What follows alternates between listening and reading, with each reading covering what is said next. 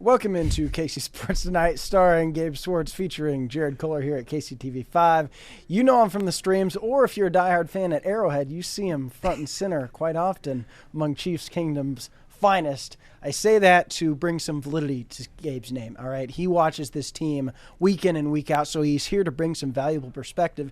Gabe, were you at the Broncos game? I was. Okay, so before we get into the news of the day, because there is some news, what was your perspective, your takeaways from that Broncos game since you were there? I guess in the moment I didn't think it was as bad as everybody else. I mean, I thought that bad. What do you mean? As bad offensively. Oh, like wow! I was thinking you were gonna start with the block. No, I was thinking. Okay. Well, yes, it felt like a heist. It felt like as we were walking out of Arrowhead, everyone around us was just saying, how did they just win that game? Yeah. Because 94% of kicks from 35 yards are makes in the NFL. So that's more often than not. Yep. That kick is going in, and the Chiefs made a great play. It wasn't just a missed kick; they blocked it. So very impressive stuff. Me and Neil hashed this out a lot yesterday of whether we thought that a second half that featured exactly 0 points allowed by the Chiefs defense was a good or bad defensive performance. I hope by the tone of my voice and the sarcasm in it, you can tell which side I was on, as opposed to Neil. But he said that Steve Spagnuolo backed him up and didn't like the performance in the second half from the defense on Sunday. I think maybe that's a little bit of a sour taste from them allowing Denver to move the ball down the field and convert third downs on that last drive of the game before the blocked field goal. But that's that. Yeah, we should probably talk about the big news. Yeah, no, there you go. That went a lot longer than I thought it would. But I think it's interesting because I don't have that same perspective. I come out of it more positive. Shocking, I know. But as for the negative news, Harrison Butker is placed on an injured reserve. That means he's going to be out the next 4 games with a knee injury. Spencer Schrader fills in Butker's absence, at least for the first game. You know, we never know if maybe someone else is out there. He has a grand total of 1 career field goal. I thought it was 2. I think he made 2 on Sunday against the. We'll have to fact check that. I'll fact check my screen. I think he made 2 on Sunday against the Cardinals. I saw 2 extra points. Only offensive output for the Jets. Right, the field goal was for the Jets. We'll check this. We'll see. Either way, point being inexperienced. Okay, very. And heading into a game where you want experience. So, Gabe, your initial thoughts on how big of a deal is this? I don't think it's as significant of a deal as it might feel in the moment. I know that ideally you're going into Buffalo and you have Harrison Butker at your expense, but we know that Highmark Stadium has been a relatively windy place to kick field goals in. Example A being that Tyler Bass miss to end the AFC divisional game back in January. It is 2. Gabe's It right. is 2? Okay, well done, so two career field goals for Spencer Schrader.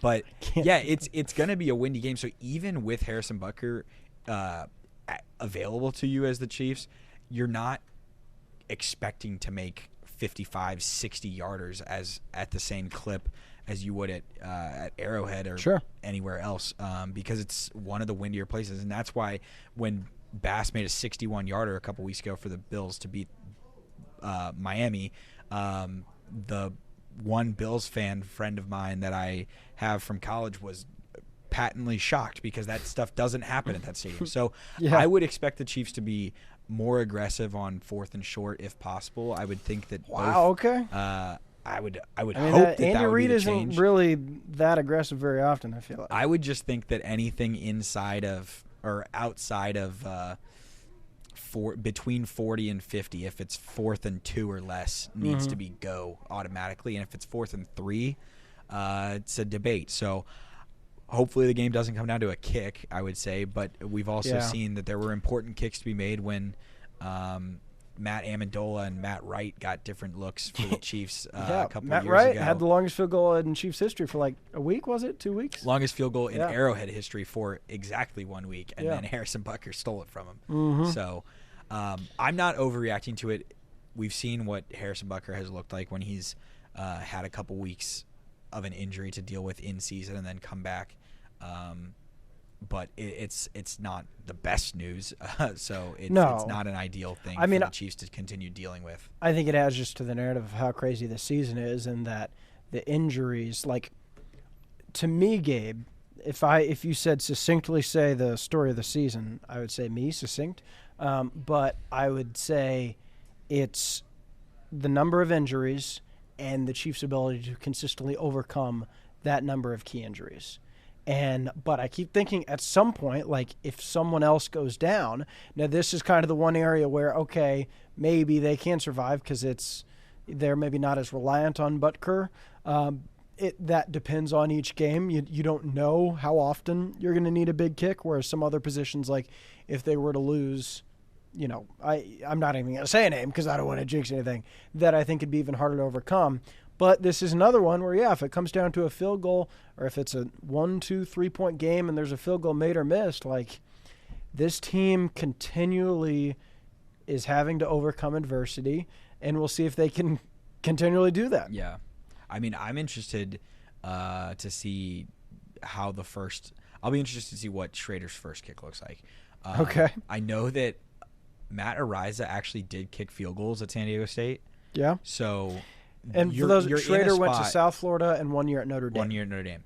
So I'm just saying you're in a spot where if for some reason Schrader is a disaster or there's another injury, it's not like there's not another kicker on not another person who's capable of kicking. There's also Justin Reed. So you could. That's a good point. There's actually several options. So I don't think it's a disaster. I'm hoping that this just makes Andy Reid more aggressive on 4th down on Sunday, but we'll see. I'm hoping the Chiefs can bludgeon the Bills and that it doesn't matter if there's a field goal or extra point. Like, I think that might be more likely than I think if it was the second game after he missed a kick or two, but I think they're going to say, "Hey kid, go out and prove it," and I still think it's just as likely that the Bills miss a crucial kick to lose this game than it is the Chiefs. Sure. Because Tyler Bass is not a very good kicker. Yeah, I agree. Flat out, there's not that many good kickers in the NFL. Chiefs fans, I think, are spoiled with Harrison Butker. Expecting a field goal kicker to make every kick is just not reality. He's legitimately the 3rd most accurate kicker in field goal history. Yeah, and that's why it's just another area that this team is going to have to take another step forward offensively. And that the good news is, injury-wise, is that Juju Smith-Schuster will be coming back, who I think his play to this year has been a little bit overrated, but underrated maybe value-wise. I don't think he's the guy 2 years ago. I don't think he's anywhere near number 1 wide receiver, but just having him out there is of value. Juju Smith-Schuster is replaceable, but in the current state of this wide receiver room, he's not really. So I think getting him back will be huge. I think another week with DeAndre Hopkins. I know he didn't have as big of a game against the Broncos as he did against the Bucs, but I think more time will only continue to get him better. Same with Travis Kelce, same with Xavier Worthy, who's really struggled the last couple weeks, giving him a chance, another week in the system, another week with more repetition and chemistry with Mahomes. I keep waiting for the offense to really, really flip the switch. I don't think it'll happen in Buffalo, but there's the opportunity that it could. We'll see. Do you think it will? Do you think the offense is going to have a big day? Do I think they'll have I said yesterday I think it'll be like a 24-21 game. Yeah, so that's no. right. I think they'll have the games that they've had all year. They'll look decent at times. They'll have long, slow, sustained drives. And it's led them to a 9-0 start, so I'm not necessarily going to complain too much. All right, so wrapping up Chiefs at Bills, Gabe. I want to win this game. I know if they don't, that doesn't mean the season's over, because pretty much the script is the Chiefs lose to the Bills in the regular season, then beat the Bills in the postseason. So it's kind of win-win. If they win, I'm fired up and they're going undefeated. If they lose, they'll beat them in the playoffs. So, but just for narrative's sake, with how annoying the rest of the nation has been about Chiefs narratives, I want the Chiefs to turn in and deliver a statement victory against the Bills. I think a lot of Chiefs fans do. I think that's the state of the fan base, and I kind of think the players are ready for that too. I think they know how close they've come. I think there's some motivation in there to go out and get this statement win. I also think with knowing how much is on the line in terms of just being able to kind of cruise to a 1 seed if you get this win, there's a lot there in terms of just the value isn't just the one game. The value is with how banged up you've been, with how many nagging injuries there's been for so many different guys. That is one of those things where having a multiple game lead over Buffalo, having a multiple game lead over Baltimore, and having a multiple game lead over the Pittsburghs of the world, the Houstons of the world of the AFC, it allows the Chiefs to get into the spot where in late November and December, when they get to a spot in the schedule where they have a short week into a Saturday game, a short week into a Wednesday Christmas game, there's all these different things going on in their schedule that aren't very advantageous to them. But if they have multiple games up on everybody, you don't have to force anyone who's really feeling it unless to they're battle through undefeated. things. Then No, but even if they are, I think Okay. that's actually even more reason to just next man up. It's been next man up all year long, so there's no reason to force guys into precarious that's a topic spots. for hopefully future KC Sports Tonight things. But we're at the crux point. If they can escape this point, then we really start to talk about it. But listen, the Chiefs are not favored in this game. Chiefs aren't supposed to win this game. You think that's dumb? It's absolutely dumb. Yeah, I don't know why the Chiefs. Even with the Butker news? Yeah, I don't think that. I don't think that. I don't think that the kicking news changes my opinion that the Chiefs should be. It should at the very least be a pick'em. If you think it's a coin flip on Sunday, fair. No, but if you want to give the Chiefs points, it's just ridiculous at this point to think that the Chiefs don't understand when their best is needed and then they deliver their best. I agree, except I'm not at all. I guess where I would say I'm not at all surprised. Are you at all surprised? No. Oh, okay. No, all right. not so surprised, that's where it's like I'm used to. They were underdogs against the Ravens. Underdog last time they traveled to the Bills. Underdogs in the Super Bowl. It's like I think this is just what teams do. And listen, there's a chance they lose, but if they were underdogs in those 3 playoff games, Gabe, they're absolutely underdogs in this game when they're without 5 key players. Bills have looked good. It's in Buffalo. It's like I think there's more reason to believe that they will look good this week than there last was year in January. I disagree with that. When they were going to Buffalo in January? Yeah, because the playoffs are different. Buffalo chokes and the Chiefs don't. Like that's all you need. I don't care who you're running out there. And last year they were running out there a pretty healthy squad. They hadn't shown it, but they had flipped the switch. Whereas this team's been winning close games. Now, I like this team better than last year's team, regular season wise. But if you compare those two, I think which game were the Chiefs more likely to win? This Sunday or that divisional game? Divisional game. I think it would have to be this Sunday. I mean, I completely disagree. Because in that game, the Chiefs were putting all their eggs in the basket. They knew if they lose, they're going home. Whereas this game, there's just not that sense of urgency. I think the Chiefs play better with that sense of urgency, and Buffalo doesn't. Maybe I'm leading too much into the middle. I think the gap between these teams is actually a bit larger than people believe. So you think if McCole Hardman doesn't fumble on a weird play, like the Chiefs should have won that game in January by 10, not 3. Right. Yeah, I mean, and it was somewhat of a weird game. Obviously, the missed field goal at the end. Either way, I'm excited. You can watch the game on KCT5. Might as well shout out the graphics now. Absolutely. We speed through it. Chiefs are 9-0. Bills are 8-2. Haven't had that bye week yet. Kickoff at 3:25. Join us 10 to 11 a.m. on Price Chopper Game Day with former Chiefs long snapper Kendall Gammon will be in studio. Then we'll have, that was breaking news to Gabe right there. Then KC Sports Tonight, post-game reaction Sunday at 10:30. Patrick Mahomes 2-0 all-time against the Bills in Buffalo. Bit of an oddity. They played a ton at Arrowhead, but only 2 times in Orchard Park. Injury news, we mentioned Juju Smith-Schuster likely to play. Isaiah Pacheco and Charles Omenihu are back on the practice field as we talked about this week. However, they are unlikely to play on Sunday as expected. But good news on that injury front. Buffalo has won the last 3 regular season games against Kansas City. Now, all 3 of those games were close, so it's not like they've dominated Kansas City, but it has been 3-0. Josh Allen, he's good at football, and they also have a massive lead in the AFC East, just like the Chiefs do in the AFC West. there's Buffalo. Now we talk some soccer, Gabe.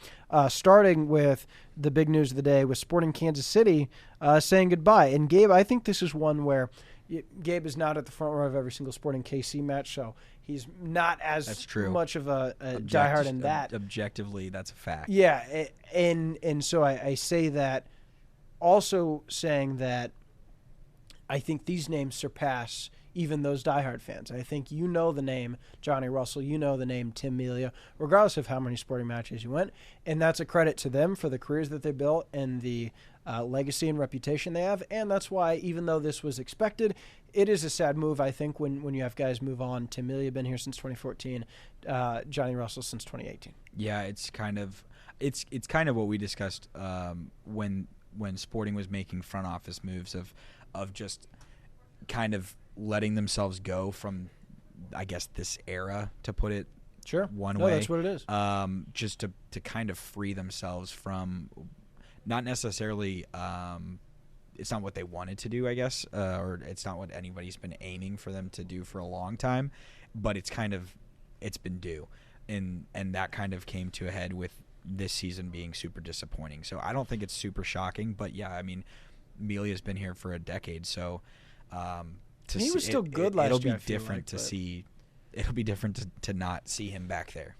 And I think Johnny Russell, who hasn't been here as long, but has been such a perfect fit from the time he joined, and ever since then has been, I mean, he's the 9th captain in club history, took over from Matt Beasler, and he's been the leader of the team, and I think a great representative of the organization, just an awesome competitor, and it's not, maybe surreal isn't the right word, but I'll say it's just surreal to me that they did not get more out of this window. When you think back to, one, you can even go back to, since Johnny Russell came in 2018, the 18, 19, and 20 team still had Graham Zusi, still had Matt Beasler. And then with the additions that now we know of, Daniel Shalloway, Johnny Russell, Tim Melia, the fact that those teams didn't win as much, then the pandemic hit, then Beasler goes, then they had an awesome year where they were one of the best teams in the league with Graham Zusi. Daniel Shalloway was one of the best players in the league. Johnny Russell was good. Tim Melia, Alan Polito. And then they had that shocking home loss in the playoffs, and they have not recovered. They had obviously a down year, then somewhat a down regular season, but then they make that great postseason run where they knock off St. Louis, and I think that's what I'm thinking about what could have been, because I think the pieces were here for a much greater legacy for these guys, including Remy Voltaire and Andrew Fontas, who aren't as notable, but key players that have been week in and week out starters for this team. And that's just how cruel sports are, that, it comes down to that game against Real Salt Lake where they had the lead, they blow it, they had home field advantage, they're number 1 seed, and boom, it's done, and they haven't gotten back to that stage. St. Louis, get that upset, and I think that gave them hope coming into this year, and then this year they missed the playoffs completely. And I'm just kind of sad that it goes out like this, but if anything, it's time to rebuild, Gabe. It's time to rebuild. Yep. The other soccer note is that, hey, the Kansas City Current are not rebuilding. They're in the middle of they kind of rebuilt in the offseason, new head coach. They now have a new general manager. They announced that yesterday, and they brought in Tim Washwinga. They said goodbye. So I shouldn't really say they're not rebuilding, because they are kind of doing what I feel like the Chiefs did last year. Everybody thought it was a rebuilding year, and then still winning.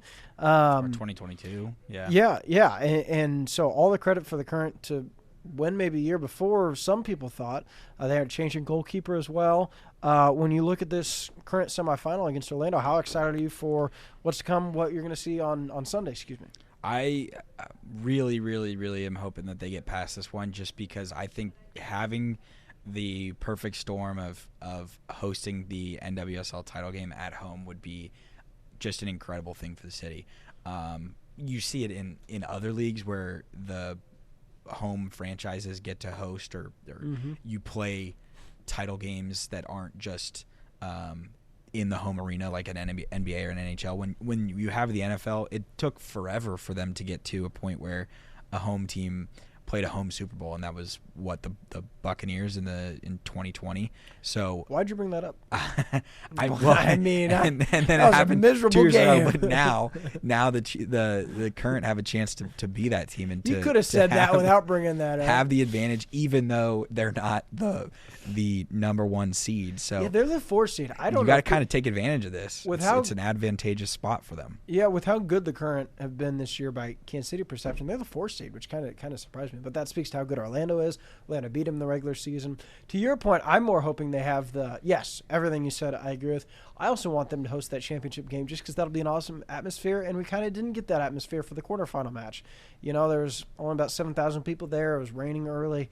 It cleared up and ended up being a pretty nice day, but unfortunately this fan support just wasn't there, which I think is the outlier for the season as a whole. So I'm hoping to have a packed crowd for a CPKC championship final match. That would be rocking, like it was so many times in the regular season. So by no means was that a knock on Current fans. That was just like that game wasn't as awesome as it could have been, I guess.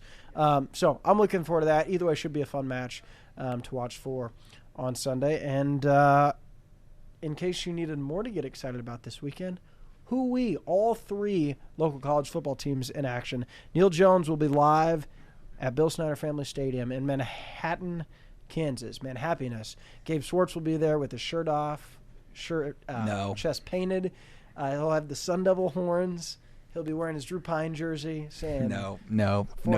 I will be there. Okay. I will be dressed adequately. I was actually looking at the forecast today because I think that Sun Devil fans are very worried about how cold it will be for November. But actually, this is why I was bringing it up. Yeah. It is supposed to be warmer in Manhattan, Kansas than it is supposed to be in Tempe, Arizona on Saturday. So not really a home field advantage for the weather for K-State, but I do think that it will be a rocking crowd, and K-State fans are well aware that they must win out to go to the Big 12 title game, have a chance to win the Big 12 title, and have a chance to make the college football playoff. I think it is a super tall task for ASU with a redshirt freshman quarterback in his 3rd road game of the season. But they competed with Texas Tech earlier this year. I think it'll be close. I think it will be their turnovers will greatly impact this game if they happen, because both of these teams like to run the ball. I think that there will be fewer possessions than your typical college football game. And because of that, red zone and turnover execution will be the 2 things that determine this game. Yeah, and I don't know what to make.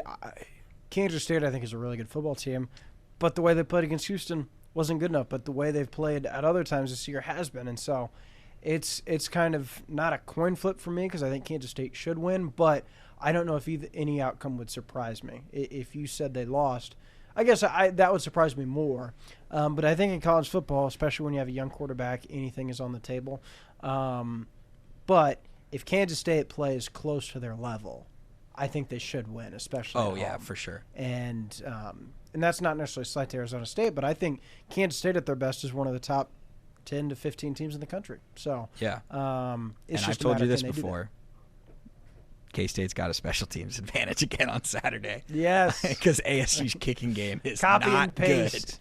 Good. Not good. Prophetic. It's not a good situation. He's going back to the well. Yeah, there's a great quote from Arizona State's head coach where he's like, "Hey, if you can kick, did you go out there and test your leg at all to see if maybe no, you I can actually go back didn't there? send Kenny any emails. Oh, okay. I've my eligibility and that clock has expired. Have you ever kicked a field goal like just for fun to in see high if you school? could do it? In like gym class in high school, yeah. Yeah, success. I can kick a little bit. Okay. Probably not with pads on and the big body on, but yeah. That's if you want me to Will Lutz a kick, I can do that for you. That's a funny image. Yeah, the hard part is getting the height on it. You know, I can line drive the heck out of a football like decent distance, but getting it elevated, kicking not an easy job. As Arizona State's kicking situation would show. At Mizzou has had some kicking struggles this year with Liberty North's Blake Craig, who's also been awesome at times. So it's kind of been up and down, but he's had a ton of good field goals. They might need him again this weekend against South Carolina as former Sun Devil Drew Pine heads to Columbia, where Eli Drinkwitz has yet to lose to South Carolina. He has owned this mini kind of rivalry, I guess. Gabe, massive game for Mizzou, because I think if they win this game, okay, then you can start talking. They have another top very winnable 25-ish game against win. Mississippi State coming up. Right, but why this one's because they need this win not just to stay alive, but just to have another notch in their resume.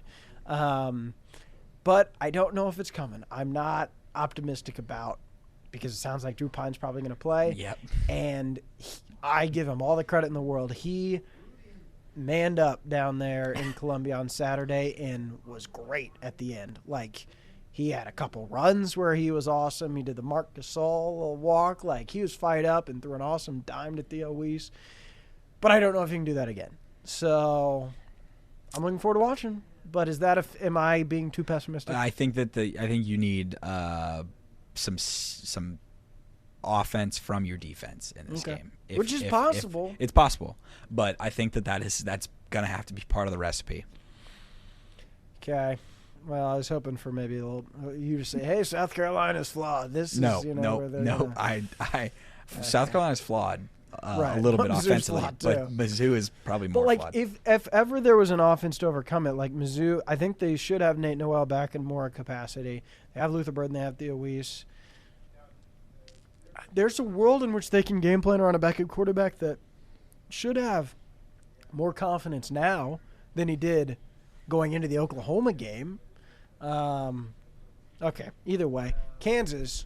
Do you give them any shot at upset? Yeah. Because that line is way closer, despite the ranking disparity in the Big 12 after dark. I think that KU football this year is a lot like the Cincinnati Bengals, and that the eye test and just the belief of the last couple of years makes you think, man, that's a team that is capable of beating anybody, specifically anybody in the Big 12, and they've played with pretty much everybody that they've played. They've just not executed late, and as a result, they are 3-6, and as a result, the Bengals are 4-7, and that's why people feel the way that they are 4-6, whatever the Bengals record is. That's what people feel, but 2.5 point spread, that tells you what the line makers think. They think it'll be close, and I don't expect KU to win, but I do expect it to be another one-score game. Yeah, and if they play like they did against Iowa, like some people were dogging the defense a little bit. No, like I thought the defense played well. They were getting after the quarterback. I know they kind of scored a little bit late, but especially against an Iowa State team like that. And the offense was spectacular. Yeah, like doing it all over: running game, passing game, short game, long game. Like if they play like that, they can beat a ton of teams. Like I think KU might be more talented than BYU. Oh, yeah. But they also have been dumber than BYU. And BYU are the closers. They've won every weird game at the end that they shouldn't have won. Yep. I tune in most of the time at midnight because they play late every time. I'm like, BYU's going to lose. And then I see them pull off something stupid. Yeah. I think it'll be just like that again Saturday night. Yeah. But, like, Sunday morning. At some point, very early Sunday morning. At some point, something has to change. BYU has to not win like that, and KU has to actually hang on. Like, and I guess they kind of did against Iowa State, but that is an even bigger lead. Like, I don't know. I like KU in this, but nothing would surprise me because they've laid eggs this year. Yep. Not really laid eggs, just they've been terrible finishing. So I wouldn't be surprised if they didn't again. I just think BYU is either losing this week or next week, and you can guess who BYU plays next week.